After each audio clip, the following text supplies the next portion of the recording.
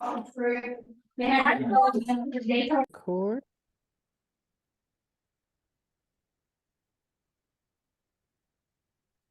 Okay. Well, let's just get started. I sure do appreciate the people here who have shown up, and hope, and there may be some other people coming soon, but I think the people that are meant to be here are right here where we're supposed to be. This is just wonderful to be here with you all. And we've been talking about this is God Talk Conversations on faith, society, and self-love. So we've been discussing lots of things in that realm, and we're just going to continue that tonight. It's been our tradition to start out with going around the room and having like an icebreaker, just saying your name, the name that you want to be called in this group, and your pronouns, your preferred pronouns. And tonight, our icebreaker question is just a funny miscommunication that you've had. I have other icebreaker questions if you want something, if you can't think of one. But I'll just start. I'm Carol in she, her pronouns. And as a gynecologist, sometimes you hear some funny mispronunciations or just naming of things. And so I think my favorite of all times had to do with somebody trying to say fibroids in the uterus, and they said fireballs in the Eucharist. and I just love that one. So let's go around the room. Reverend Mona, could you go next?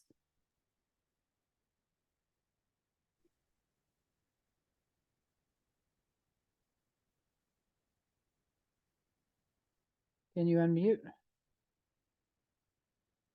Oh, you're on mute.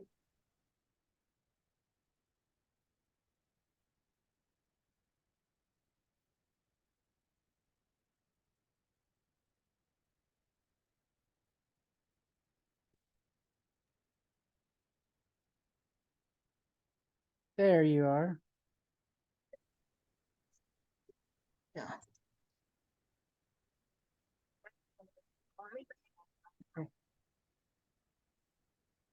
Who's talking? Me? Yes.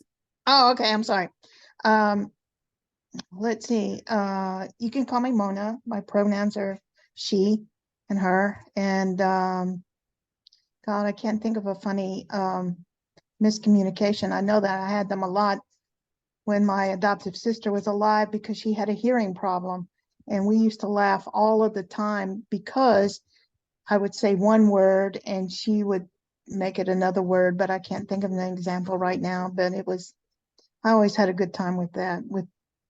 So if I think of one, I'll let you know. Okay. Suzette, are you back with us? Just for a moment. But I can so I'm Suzette, and my pronouns are she, her, and I'm trying to think. I mean, over the course of my life, I think the most embarrassing thing that I ever did was, when I talk to family or friends, I always say I love you when I go to hang up the phone. And I was talking to my boss and in the corporate world, and we were going to hang up, and I told him I loved him. It got awkward. Well, it could have been something worse, right? Than I love you. But yeah, it got awkward after that. So, but that's my miscommunication. I love that. My name is Alex. I go by pronouns she, they. And for me, miscommunication would be, I don't know. I think just my name. Nine times out of 10 is my name. Someone will say, "Hey, Alejandro, can you like come and help me?" Or here you go, like we're looking for Alejandro. It's like, okay, yeah, I'll take that. Okay. All right. And last but not least, Reverend Denise. All right, I'm Reverend Denise. I hope y'all can hear me okay. In my new gear. I go by she, her, and I'm just actually today I was just reflecting on. I made the announcements at service, worship service on this past Sunday, and as we are talking about this God talk, in my vocabulary, I refrain from use of the word devil. I understand the concept of devil, and it is in terms of where I am from a theological perspective. I usually refrain from using that word. Instead, I use the word adversary. Mm-hmm. Now, Sunday, I am making the announcements, and as I'm reading the script and talking about the story of the Christmas story, there is Archangel Michael mentioned. There's the wise men mentioned, and then the other word was devil. But I just, it's not part of my vocabulary. So my intention was to say the adversary. But I was reflecting back today, and I realized what I actually said was the advocate.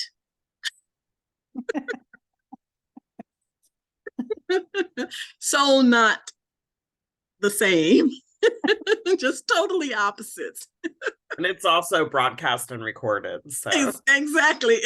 So I have to go back and listen to that recording to see if that's exactly what I said. But, I have had a number of occasions where there's one thing in my brain and something else completely incorrect and inaccurate comes out.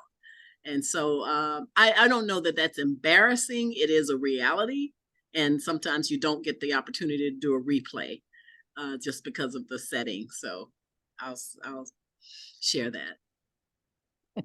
Well, that could lead to a whole big discussion about. Yeah, that's Fortunately, good. I was the only one with the script, so. So it could be whatever you want it to be. but yeah.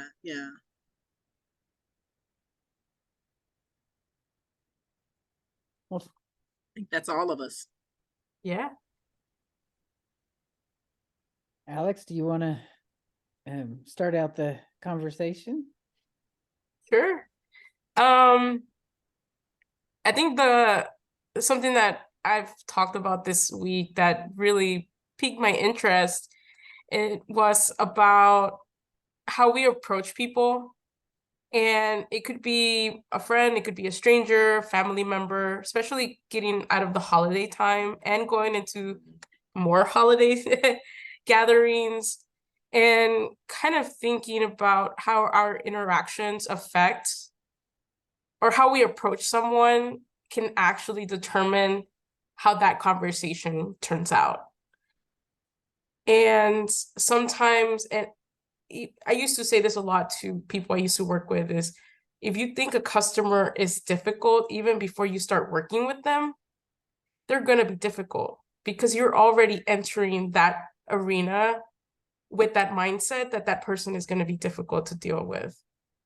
So in thinking that, and just approaching conversations, makes me think, okay, if we approach people that believe different things than we do, or navigate the world on the opposite end that we do, if we're approaching them in that way, then that kind of steers that relationship in that way, where we are not open to really embracing them and listening to them because we've already closed ourselves up by that idea that they're going to be difficult.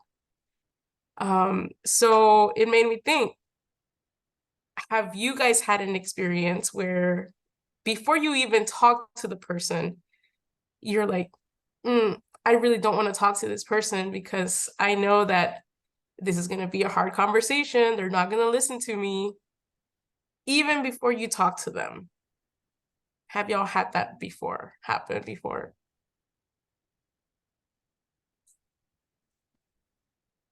I'll go ahead. I've had it all the time. I've had it all the time. Particularly because in the medical world, when I was working, you always would run into people who want to, the squeaky wheel gets the grease. So if you raise more cane, you're going to get through faster, number one. So that was one way. The other way, when you deal with people of prejudice, and we would get people from Vidor. Vidor is not a very friendly town in Texas, and it has a history of racial inequality and just has a very bad history. And that prejudice from people from that I've seen so far from Vidor make very derogatory racist comments when they're there, and it creates a whole room of animosity with everyone. And so there is no getting through to individuals in such a state. So the best thing you could do is to de-escalate the situation and truly get them out as fast as you can in that situation. But I want to know if somebody's upset, because hopefully I can go in and hear their pain or their aggravation and try to escalate the trauma and the emotional trauma that they're experiencing. So it takes a lot of patience and a lot of time, and you've got to put your own personal feelings, on the back burner and just address the situation at hand as gently as you can.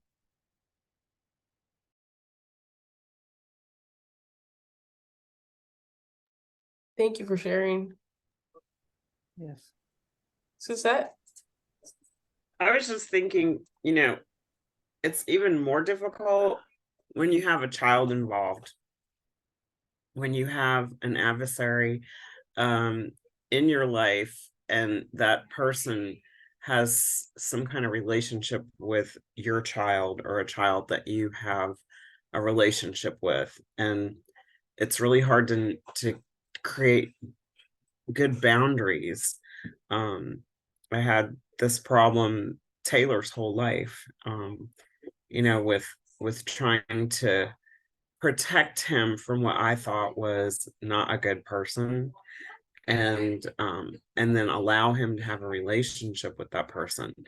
And so I could be however I wanted to be myself with that person, but I had to really address the fact that I wasn't the only person affected by my behavior. So that, I think, complicates everything. I think when in a family dynamic during the holidays, or or any time, it makes things more difficult. So working through that, or finding ways to communicate in a positive way, are beneficial, but we may not always have the answers on how to do that. Yeah, I agree. I mean, I think interpersonal communication is very difficult, and reaching that vulnerability to stop in the moment and ask, okay, I know that you are very passionate about this, but let's talk about it. I want you to share with me why you're so passionate about what you're saying. And then allow me the same respect and the same space for me to share why I'm passionate about my belief or what I'm trying to show you and explain to you. And I think sometimes approaching those conversations with that already established mindset that they're not going to listen to me, they're not interested in what I feel, they're always dismissing me, makes these conversations hard to have. And especially over having loved ones involved and pre-established difficulties in the past. And we see that in our conversations about faith. We see that in conversations about sexuality. We see that in conversations about inequality, where there are very, very established difficulties in life. And it's hard to have those conversations because we have a lot of set beliefs in them. What I'll add to the conversation is, for me, it's really a matter of deciding the level of willingness of the person to be truly in the conversation, and so what I mean by that is that some people are just really not open to other people's point of view or my point of view or something like that. Like, I can hear other people's perspectives that totally disagree with me. And at the same time, I want the same level of respect. And so if I'm involved with a person who I know is disrespectful, then it just becomes difficult to be in those conversations. And so I have a philosophy, and no disrespect to younger people, but my philosophy, I don't argue with a 5-year-old. And what that means is, if I see someone whose behavior is really childish and not on an adult level, then I don't participate in that conversation. I may just hear them, so to speak, but I'm not going to get so attached to that conversation to where I think there will be some positive outcome. Not unfortunately, that there are times when I really want to be in that conversation. I really want to listen. I really want to hear, but I will not tolerate the level of disrespect anymore. And so and for me, that's really about setting proper boundaries. I'll give you an example. So there was a person who I was going on a trip that was going to take us a 2-hour drive. And in that conversation, the person wanted to talk about another conversation they had with somebody else that was about the Bible and the use of the word abomination and their religious beliefs. And so I knew that this was a very hurtful conversation. And so I had to say to the person, I'm thinking to myself, why would you want to talk to me about that? Because that's very hurtful to me too. But because that person felt like they could talk to me, they felt like they could just share their side of the story. But in sharing their side of the story, it was also very hurtful to me to have to go through the same conversation that individual had with another person that ultimately was very hurt and distraught by. And so they're just trying to explain themselves. Well, here's what we were talking about, and here's my point of view. And I could not listen to it. I could not hear it. And I had to stop it and just say, it's not that I don't want to hear you in general, but I don't want to hear this conversation because this is very painful for me to have to experience, much like what the other person had to experience. And so that person was very angry, and took it as though I just didn't want to hear their point of view.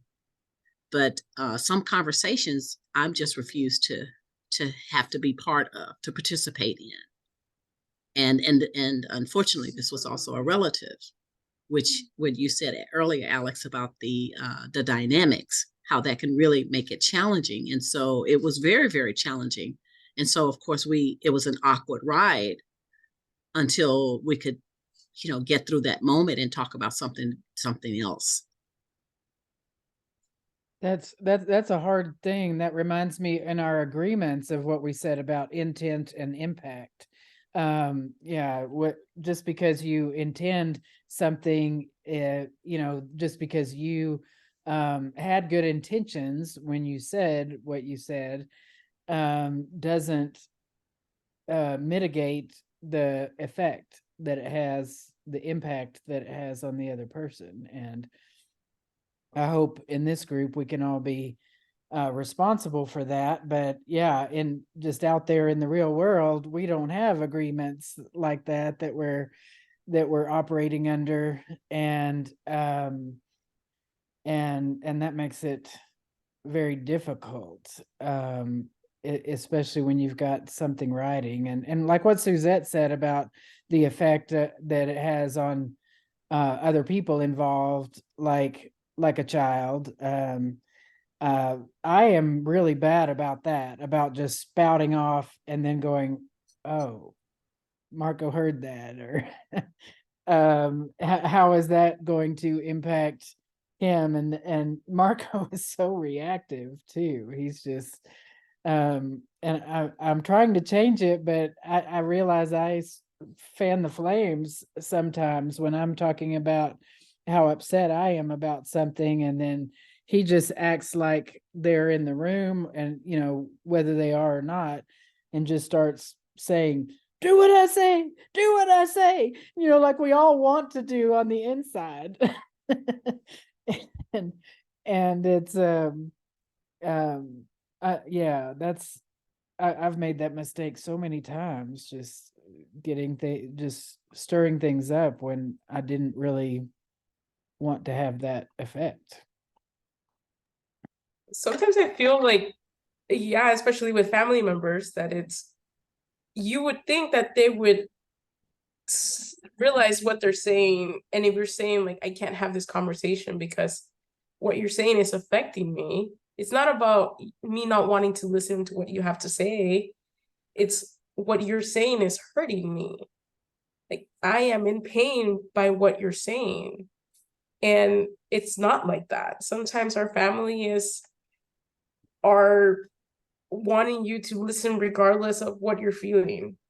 And that's hard. That's hard to experience, to have your own family not realize that the way that your family member is feeling comes before an explanation or trying to defend your case. And sometimes I just feel like, let's go back to the basics. Like, you say something, I say something, but before you say it, let's think about what we're saying. And I've caught myself not thinking about what I'm saying. And I'm like, I'm going to regret saying that as the conversation is going. And I feel that we don't have that filter that most people, I mean, I feel we navigate in that realm, that we don't filter what we say sometimes. And then Oh, is it okay to say, I'm not going to participate anymore? I mean, are we allowed as people to say, this conversation is hurting me, so I can't participate in it, and have that person understand? So sometimes it escalates more than we want it to, because it's in an emotional place. When it's spiritual or ethical, or has to do with who we are culturally, all those things can trigger that defense mode. Sorry. But don't we always have the right as people to set boundaries? I mean, of course, every situation's different, and I mean, it depends on what the relationship is and why you're there. I mean, if we're talking about like as a clergy person, when somebody's coming to you for help and they're hurting you, what do you do with that? Do you find somebody else? That I don't know. What do I do with that? Like Mama said, in a medical situation where somebody's coming to you for help, and yet they're triggering your hurts. That's that's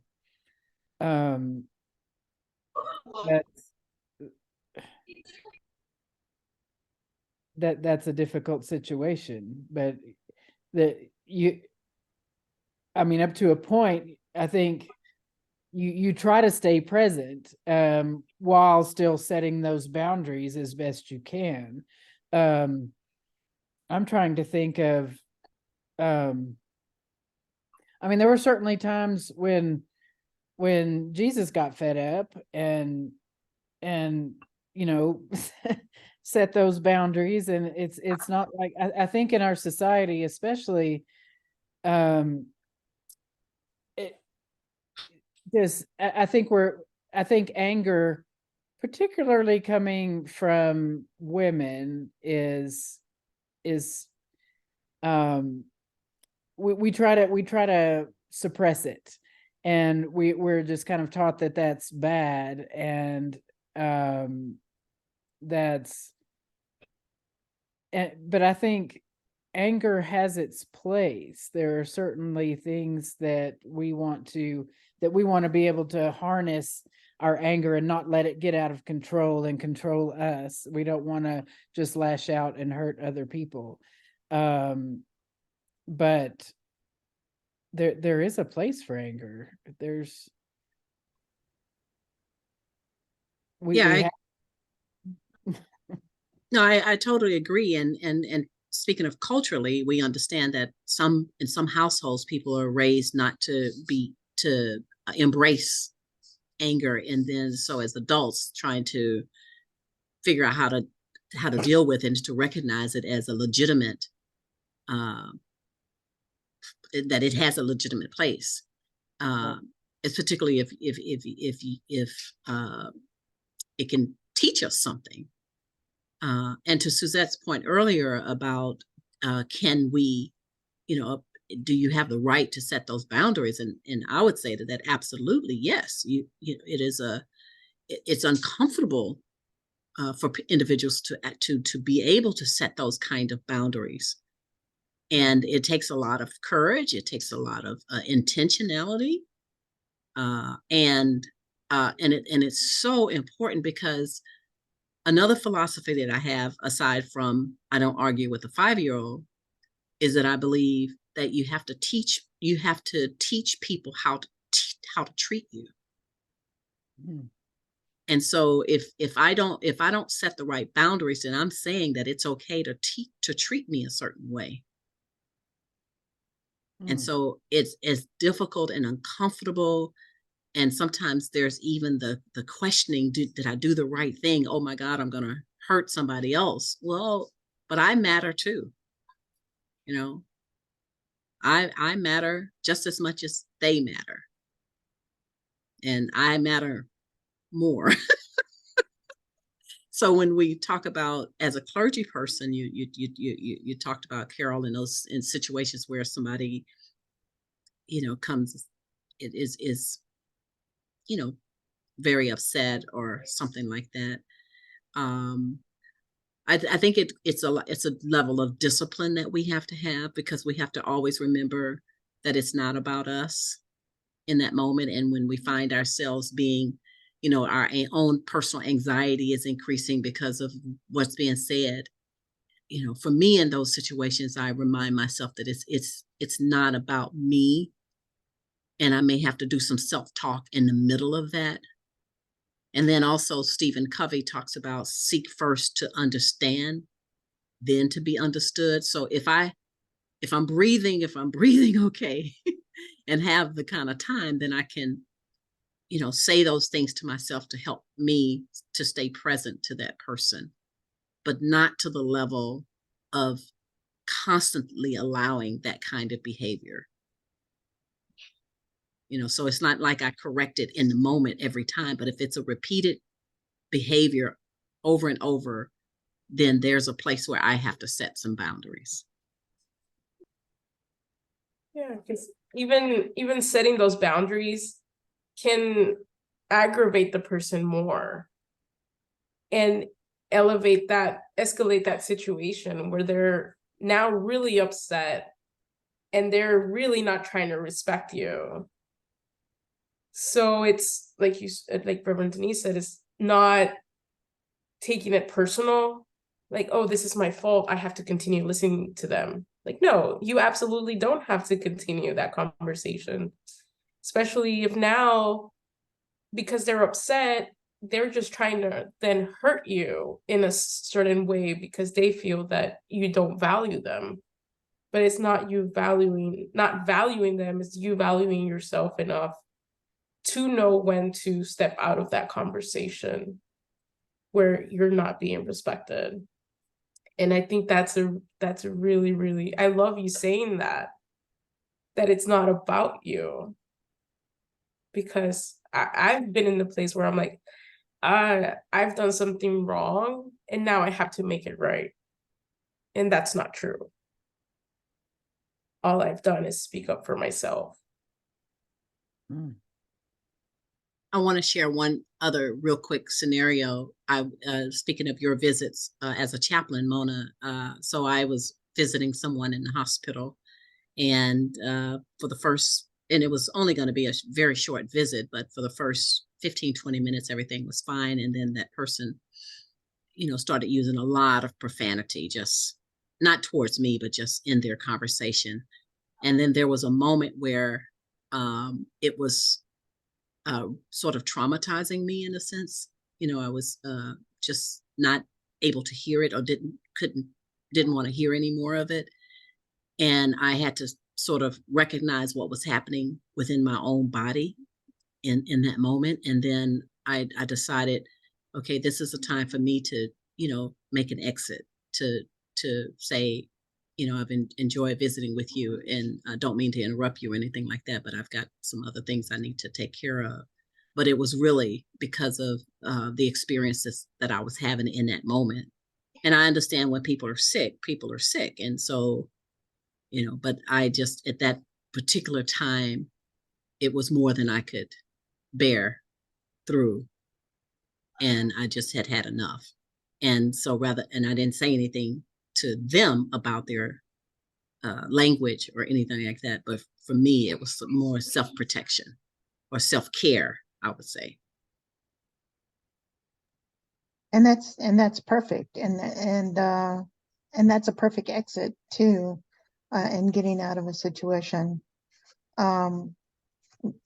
that is affecting us to the point that we're uncomfortable in so doing. And, the people, one of the things that we have to understand is then people lash out when they're sick. It's usually not at you. It's the fact that it's usually, we lash out at the people we feel safest with, because we know that no matter how we lash out, they're still going to love us, usually. Okay, usually. And so I can understand a point of lashing out because you're in pain. You want this to be over. You're out of your patience. You've been sick for so long and you just want to be, as normal as you can be, get back to where life was when before. But there is a point also when it's beginning to damage you or to hurt you in some way. And so, it's saying, well, I'd like to stay more like you did, and just say, but I just got a text, or I have another appointment of which I can get, with you. That's a perfect out. And once again, just adding to your words, we do have to teach people how to treat us. And I had to put that in effect in one of my last jobs when I felt unsafe with the action of somebody above me. And so I left and I said I was leaving. And so when somebody close to them came to me and wanted to, are you all right? I said, I'm fine. I said, I'm perfectly fine. And I said to her, I said, we have to teach people how to treat us. People get their cues from us. And if we allow people to treat us with disrespect or as unimportant, they're going to continue that type of behavior because we allow it. But once you put a boundary to it, you don't return their calls, you don't accept them coming over, you don't visit with them, then they're going to start figuring out why. And you just say, I'm not putting up with this anymore. And the minute you get together and they start to fall in to the old routine, you leave and they'll get it, and they'll stop calling because they can't continue to be the obnoxious person that they were in your life or not. And sooner or later, that friendship will move on, and you have created space for someone else to enter your life who values you and respects you. So, yeah, I did have to put that. It was the first time I ever did that. And I said those exact words. We have to teach people how to treat us. And so, yeah, it was a growing moment. I'm not so good at that.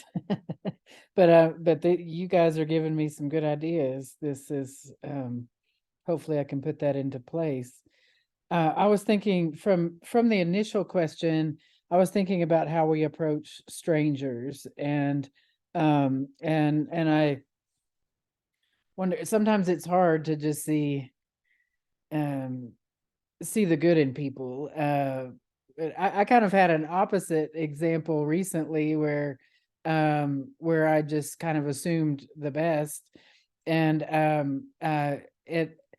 I've spent a lot of time at my mom's retirement facility recently, and I'm pushing really hard to get her to keep going into the dining room, and there a lot of people you eat with, whoever shows up, and so you get to meet a lot of people who would otherwise be strangers. And I remember just seeing this couple and thinking, oh, well, they seem very friendly and nice. And there were some things in the conversation that I thought, man, they seem rigid, and what a weird thing to say about coffee, and and just, but I just kind of approached them as, oh, these are some nice people who are living here and whatever. And then when they got and I found out that they volunteered at a like a food bank, and that's where they were about to go. And I thought, okay, well, these are that. So I was still thinking good things. And then the guy picked up this red MAGA hat and put it on his head. And I thought, oh my God, I'm so glad I didn't see that from the beginning. How would I have reacted if I would have had, this would have been a whole different conversation. So I just wonder if there's a way that we can kind of use our imagination and try to, when we're meeting strangers at least, and try to think about the good in them before you know otherwise. I think also sometimes it's an opportunity for people to get to know us without us coming out, so to speak. Particularly in those kinds of situations. And again, I may not be as invested or attached to the situation to get into a real debate. In fact, I'm not going to get into a debate. And as long as the conversation is respectful, I can pretty much hear, this is just me speaking, I can pretty much hear any point of view, no matter how horrible it may be, as long as it's said with a level of respect for myself and others. And so, yeah, I think it is, you're right, it is a real big challenge, particularly in today's context, where there is so much polarization and misinterpretation and low tolerance for differences. Yes. That low tolerance for indifference. I was actually having a conversation at work about women's rights and relationships. And this conversation was happening with heterosexual man and heterosexual woman. And they were talking about relationships from a heterosexual perspective. And I'm here for it. I love talking about all kinds of relationships. It doesn't matter who you're with. It's a relationship. It doesn't matter what kind. And in the conversation, the guy was I need to protect the woman. Like, this is the kind of relationship I want. I am the man of the house. I'm going to protect the woman. And it doesn't matter, she's going to have to tell me where she's going, why, who, when, where. And he's having this conversation with 3 other women. And we're all like, no, that's not how that goes. And my coworkers, they look at me and they're like, why are you so quiet? And I'm like, I'm listening to him. First of all, I want him to get to the point of why he thinks this way. Why does he think that he has to protect the woman, and ask who, when, why, where, who questions for his partner. But they, on the other hand, they're like, oh no, you're not going to treat me that way. No, I could never be your girlfriend, or I can never be your wife. That's not the type of relationship I want to have. And in talking to them, I'm like, have y'all given him like the space and time, like, for him to explain what's going on? Why does he think that way? Like, I get it. You guys are not wanting that for yourself.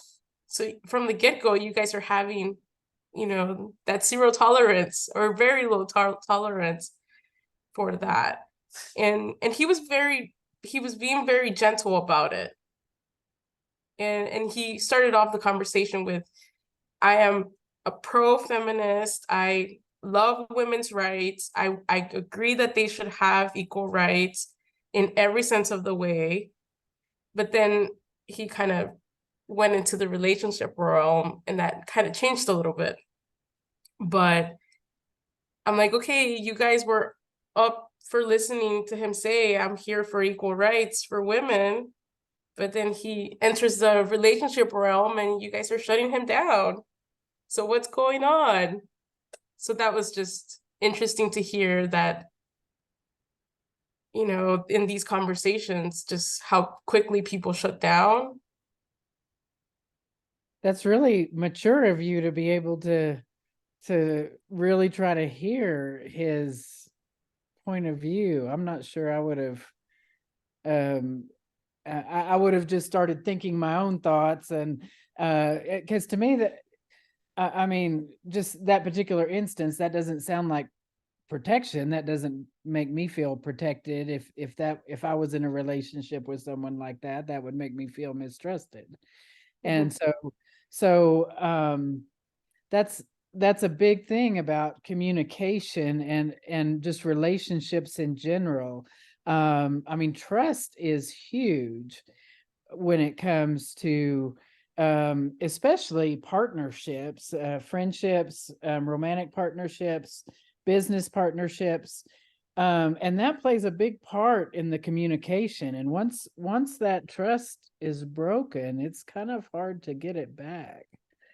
So he must have had some, just to give him the benefit of the doubt, he must have had some bad experiences with that in the past, but framing that as protection doesn't sound very self-aware or honest. Well, what we're forgetting here, and one of the things that we have to recognize, is that we have to look at an individual and see what their culture, where they came from in culture. They may have a different culture where that is part of the culture of which they were raised, and it may have been imprinted so much in their life that they depend upon it. And number one. Number two, we have to field out the type of religious experiences that they have. Where are they coming? Because certain really strong Bible-based, close people have this strict word by word presence of dominance. A man should take care of his, a woman should be subservient to her husband, and they expect that. They take it literally. So when we talked to, and he could have very well said, I agree with women's rights, but in my household, you know, this is what I expect. And that is just where, at the time, that is where the individual is at the moment. Can the individual grow from that? Sure. Can they change? Sure. Can they widen their perspective? Sure. But they have to want to. You know, it may have been so comfortable for them because of either culture or belief that they just, you know, are happy or think they're happy in that type of relationship. So what we have a tendency to do is to take our perspective and expect everybody else to agree with it. And we can't do that. Really, you know, it's difficult. It leads to not understanding the individual as a whole. You know, I have this ongoing debate with my biological brother because he's very much a Trump fan and I am not. And so we constantly have these. And so I learned very, very early that there's no winning, or there's no winning in this conversation. He's going to negate anything I say. So I let him voice his opinion. And when it's right, I point out certain facts, you know. So there's a way of doing that. But we have to remember where the person came from in their experience before blowing somebody off. You know, we have to remember that there is a God spirit in every individual. You know, there's an aspect of the God figurehead in the individual, and we have to, it's kind of like peeling away and trying to find that part of spirit that is in that individual, that has been set in that individual. And we have plenty of walls and we have plenty of things to peel away, trust me, before we get to the core of that loving individual. But we have to remember that, good or bad, no matter what they've done, you know, there is an aspect of the divine in each of us. So we have to keep that in mind. Just saying. So this is a really valuable conversation because I think that as human beings, we should have more emphasis on communication. And because it's so powerful, as a child, I was a person that learned that, you know, my parents were authority figures and I didn't question, and it went really hardcore in our household that we didn't have an opinion. And so I grew up pretty opinionless, and you know, I wasn't allowed to get mad. So I didn't develop my EQ with communication until I was an adult. And I think that as marginalized people, the LGBTQIA community, that it might be something that we look at as, you know, how do I speak when I feel marginalized? How do I speak when I feel powerless? How do I speak when I want to convey a strong thought? You know, things like that. I mean, I know there's people out there in the community that do this stuff. I always thought I wanted to be in that debate team because those people seemed so secure in who they were, and they were able to just say whatever they thought and everybody would listen to them, and they had power in their voices. Me, on the other hand, I would get up to a microphone and have to you know, hyperventilate into a brown bag because I couldn't conjugate a thought of my own for what to say or how to say it. And it took me many years, from the time I was in college until I was in my 30s to say, you know what, it's okay, you have a voice, it's okay to say what you think, and and learning that has been the most valuable thing in my life, that has taken me from a place of real vulnerability to a place of where I feel like I can have some power for myself. So I really appreciate that this is the conversation we're having tonight.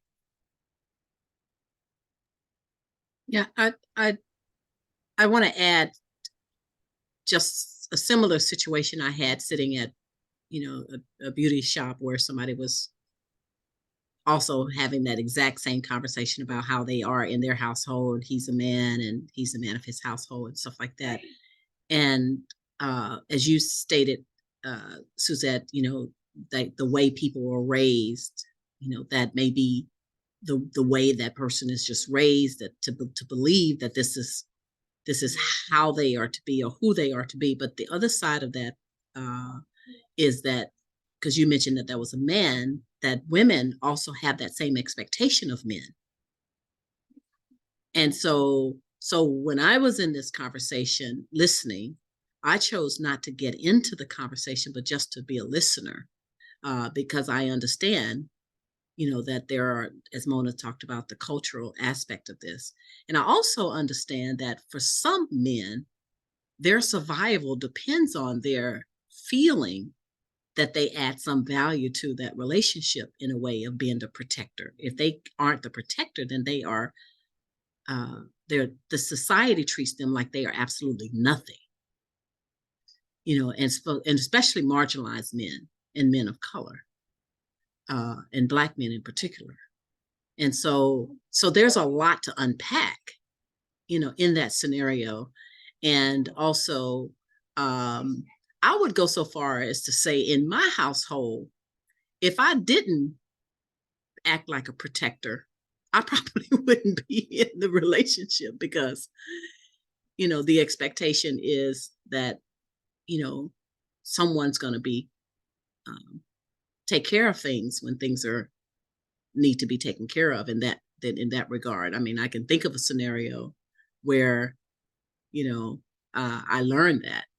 And so I don't think it's always a male-female kind of thing. I think it's just more situational, and also depending on the relationship. And it's just different for different people.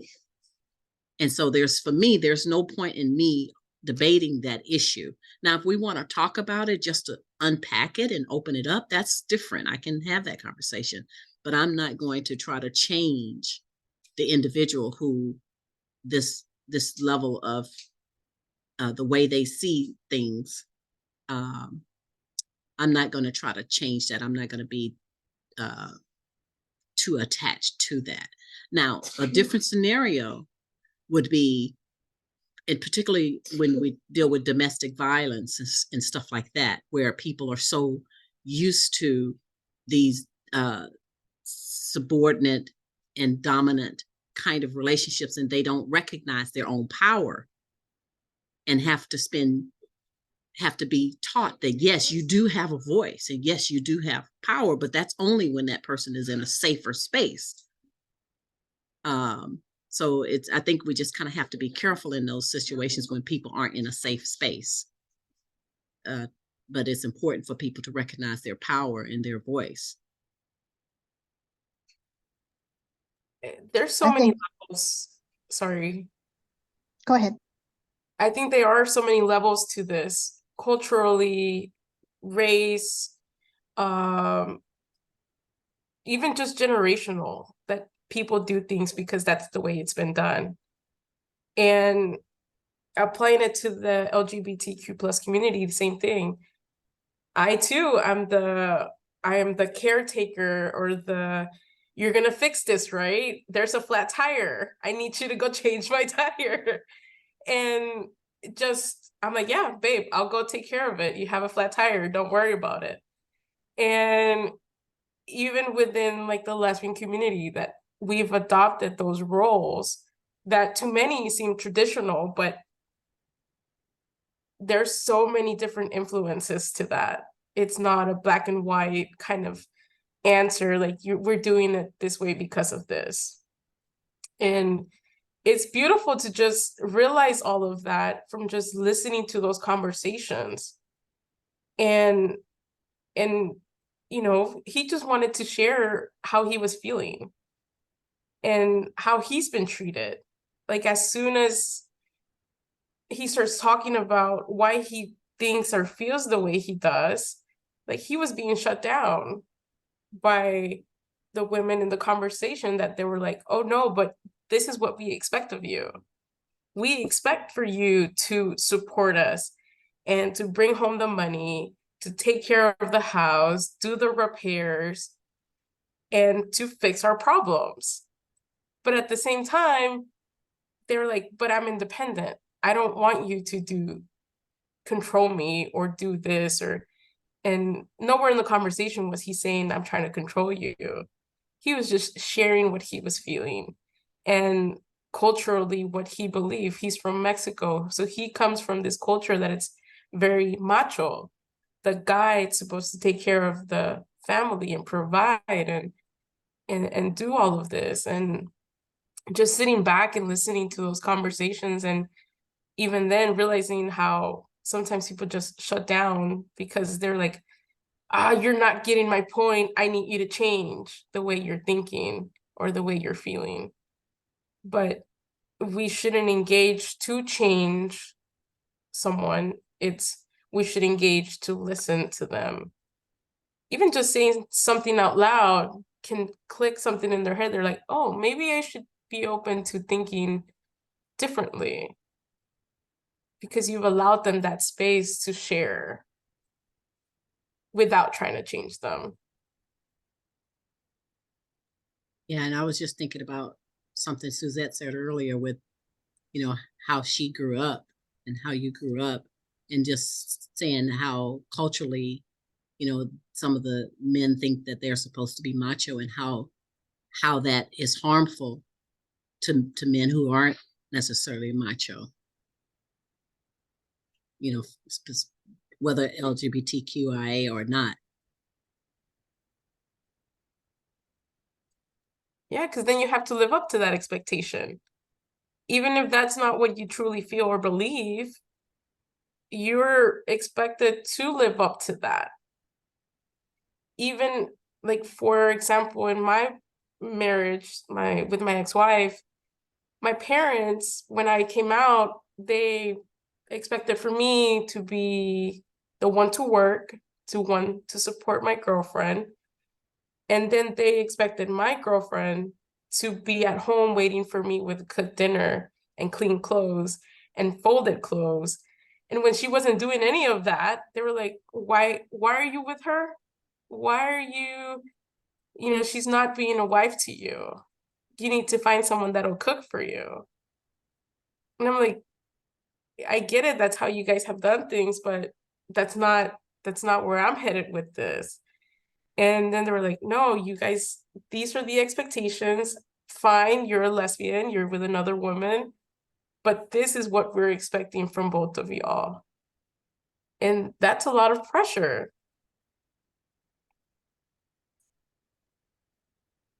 My ex-wife sure was like, I'm not cooking for you or folding your clothes. You can do that on your own.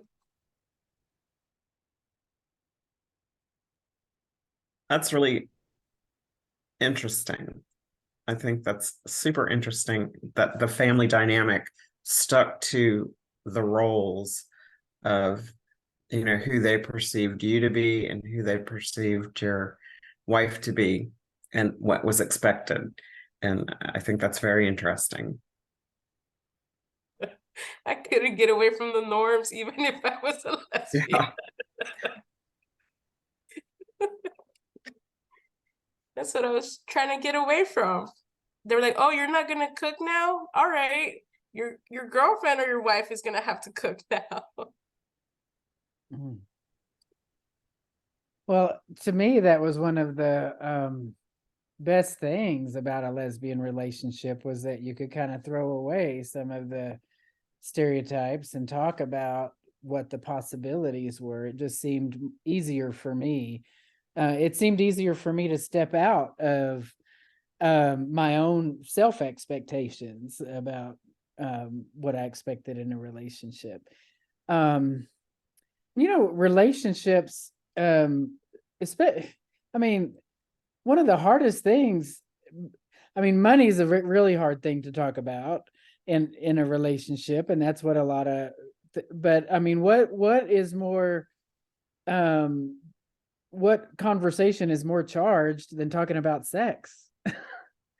and it seems like, with just opening ourselves up to relationships that are not what the cultural norm expects, it seems like we should have more expertise in that area. I know I don't think that's always true. It certainly is not for me, but it's something like, I'm in part of a Facebook group called Steamy Stethoscopes. And there's a lot of talk in there about like polyamory, which is not something that I'm interested in at all, but just hearing these women talk about how they negotiate their relationships and the communication that has to go into like a polyamorous relationship is just mind-blowing. And I'm like, there are so many lessons I can learn from y'all. How to set boundaries, how to say this is what I want. And I'm like, but I don't know what I want. So it seems to me like the LGBTQIA community could be leaders in this, in the communication game. I put that out as a challenge. I think it depends on how old we are. I think a lot of that depends on how old we are, because I find younger people have an easier time saying what they think or how they feel, where I was taught, again, I wait. So I love having conversations and I love hearing stories and things like that. But when it's like your turn to talk, or it's your microphone, or it's your, that's when I fall into that old pattern of, I have to fight that I don't have a voice inside my head persona that I had for myself for such a long time. So that's why I talk too much now, because I have a lot to say. You don't talk too much. Well, polyamory, crossed my bridge when it became a dominant subject within the MCC church. And at one of the conventions, we had to vote on whether we were going to allow there to be marriages, polyamorous marriages within the denomination or not. And of course, it was voted down, but at that time, it was voted down. And the reason why it came about was because of the AIDS crisis, because people were dying so quickly with AIDS, the couples, that the party that was not affected was still carrying on and having a life and would fall in love with someone else, but felt a responsibility and an obligation to the person who was dying. And so therefore, there was this feeling that the person who was not affected wanted the approval and of the person who was dying for the other party that they were going to now in the future have a relationship with. And so therefore they thought, well, let's just get married. Eventually we're going to have two in this relationship, but for right now it's more than three. We know one's going to go, one's going to die. And so that conundrum emerged during the AIDS crisis and one of the conventions that we had. Now, would it pass today? I wonder. I think that it could possibly pass today, simply because the children are the Gen Z and a millennials generation. Well, we might say Gen Z now because millennials are approaching middle age now. So Gen Z population, they're more fluid. They're very fluid with their own lives. They see what we have struggled through as adults and where we have been through, and they see that why can't you just be? And so they're much more fluid now than what we were at the time of this vote, and in our views now. So it would be interesting for that topic to come up once again, because I wonder what the vote would be now, since there's not an AIDS crisis, and since we have a different generation that is more or less imprinting on the world that to be true to yourself, true to your self identity.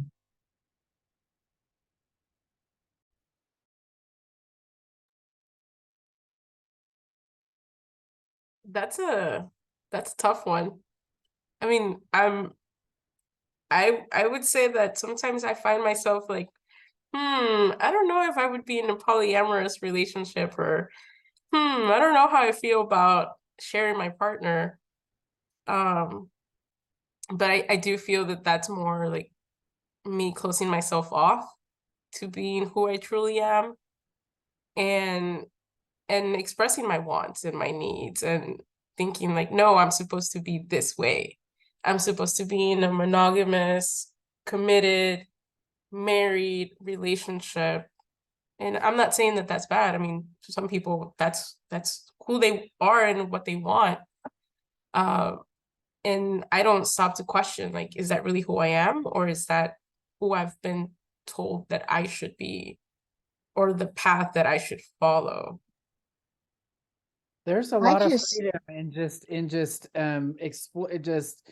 trying on some different ideas, and just thinking about them, and if you are partnered, exploring them. It's there's just a lot of freedom in thinking about, oh, I can see that possibility. Oh, maybe that isn't what I want. Yeah, let's go back to the way I thought initially, but now now it's not just because that's how I was enculturated.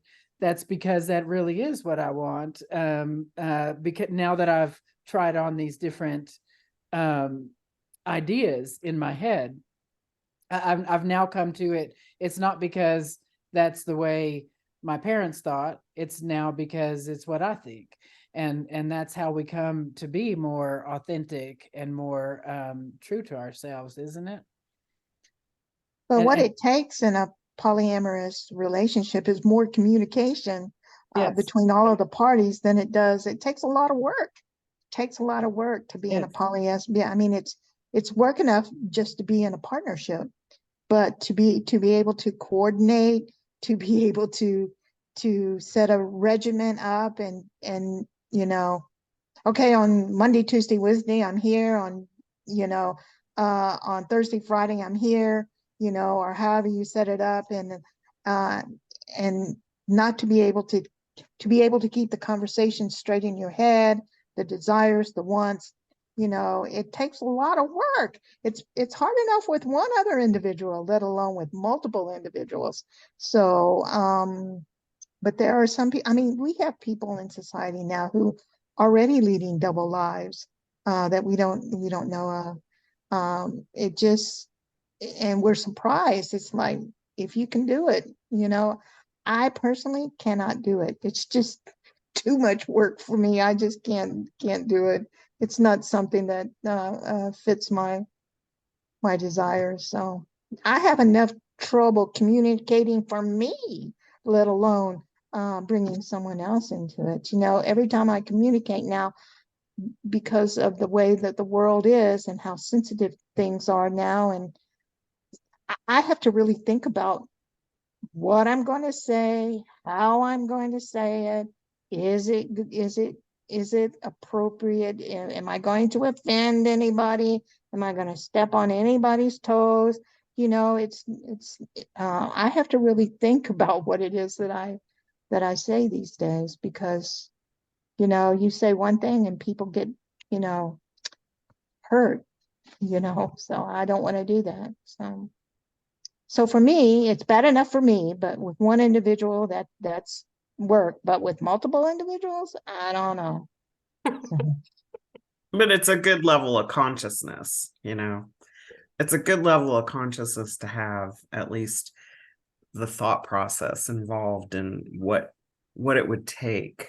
And you know, having the freedom to opt in or opt out of whatever it is you want is what I think is important. But being able to talk about it, you know, I'm again, you know, I don't say what I want. I'm not saying that's how I am now, but you know, I would rather walk away than have to deal with it, have to say how I feel adamantly, have to communicate my feelings, you know, strong feelings, and try to convince somebody of something. I'd rather just walk away. And so if you and I are in some kind of conversation and I ghost you, I've walked away.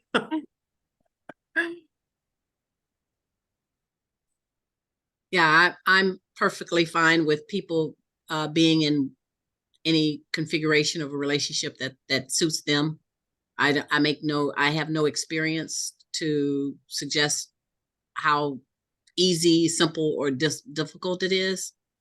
So I do agree, though, that in terms of communication, that it definitely, you mentioned earlier how important communication is, and so in a situation like that, I can only assume that communication is key. And from what I hear, but I support, you know, people in what they do to help them to have joyful lives. Yes. Yes, my point was just how much we can learn from people who have good communication, and it seems to me like successful polyamorous relationships are one of those that we can learn from. Like I said, it just being open to those different experiences. And even if that's not for you, you know, just being open, that knowing that, hey, it's out there in the world and it might not be your cup of tea, but hey, people are okay with it and there's nothing wrong with that. yeah. And Suzette, you do have a voice. So I love you guys sharing and just listening to what you guys have to say. Well, you know, we can all learn from each other and Absolutely. each other's perspectives. Yeah. I would love to have a future conversation about boundaries and how to communicate in a where you feel marginalized, you know, how to find power in your communications and doing it in a way that it doesn't create conflict.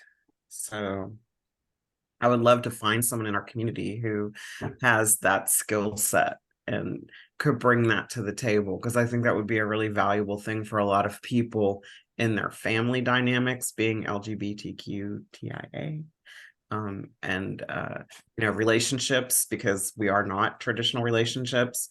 So can you put that on your list, please, Carol and Alex, to find that person for us? I'll look too, All because I right. want that. All order, but we'll put that on our list. Well, we do have the Montrose Counseling Center. They're always willing to help. I can probably call someone and see if we can make that happen. I think that's really helpful. Just in a safe space to hear that, how to set those boundaries and, you know, recognizing the triggers, what to do when we're in those moments. Yeah, so thank you for that suggestion. So as we're winding down, let's talk about let's talk about next week. We are planning on having a guest, the author of On the Wings of Prayer. And her name is Kathy Culmer, and she is an author, Christian educator, professional storyteller, speaker, teacher and retreat leader, and we'll tell you a lot more about her next week, I believe. And so that book is going to be part of the devotional series next year in 2024. So so this will be a nice preview, I think. So I have not had a chance yet to look at the book, but hopefully it'll be in my mailbox by morning. So Can you share the name again of that book? it is on the Wings of Prayer. Thank you. Yes. It's by Dr. Kathy with a K, Kathy Comer.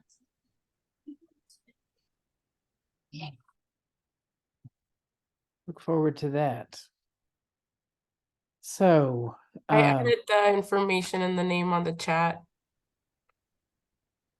for the book and the name of the person. oh, there's okay, there it is. Good. Okay, does anybody have anything else they'd like to say before we close out? Just thank you. It's been wonderful seeing you all sharing. Yes, thank you. Shall I close us in prayer, or would someone else like to do that?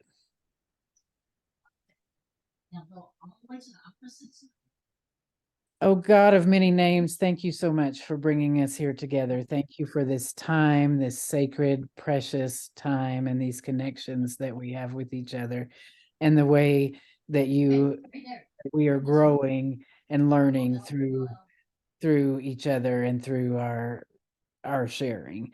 We ask that you allow us to be a blessing to others, and that we come back together next week in whatever configuration our group takes next week, and that and that we recognize your presence and your blessings in our life along the way. In the name of all that is holy, we pray. Amen. Thank you guys. We look forward to seeing you guys next week. Y'all have a good one. Thank you. Get better, Thank you. Alex. Thank you. See you.